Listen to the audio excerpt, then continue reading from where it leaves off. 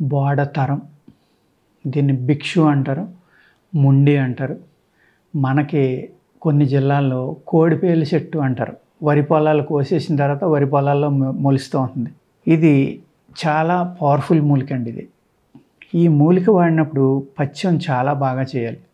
దాని యొక్క రసం అంటే పువ్వులు వచ్చిన కొత్తలో బాగా ముదిరిపోక ముందర తీసి దాన్ని పుష్యమి ఆదివారం నాడు తీస్తే కనుక ఒక మిరకిల్ చేస్తుందండి అది.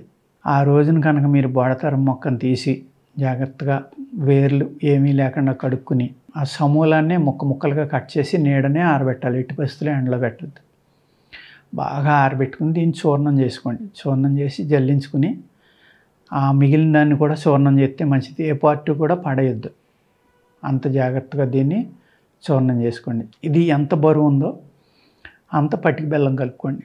పటిక బెల్లం కలుపుకున్న తర్వాత దాన్ని ఉదయం సాయంత్రం ఒక చిన్న స్పూను చిక్కని బాగా కాసి మరగబెట్టిన ఆవు పాలలో ఒక చెంచా కలుపుకొని తాగండి.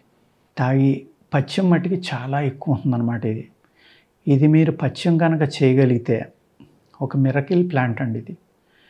తలకి స్నానం చేయకూడదు, నూనె రాసుకోకూడదు, ఒంటికి నూనె రాయకూడదు, నూనె అనేది ఆహారంలో వాడకూడదు, ఓన్లీ నెయ్యే వాడుకోవాలి, మజ్జిగ వాడకూడదు, ఎక్కువగా శ్రమించకూడదు, అలాగే ఈ సెక్స్లో సంభోగం అనేది చేయకూడదు. ఈ రూల్స్ అన్నీ కనుక మీరు పాటించగలిగితే మీకు తగ్గని వ్యాధి అంటూ ఏమి ఉండదండి. అంత అద్భుతంగా ఈ బోడతరం అనేది పనిచేస్తుంది అన్నమాట.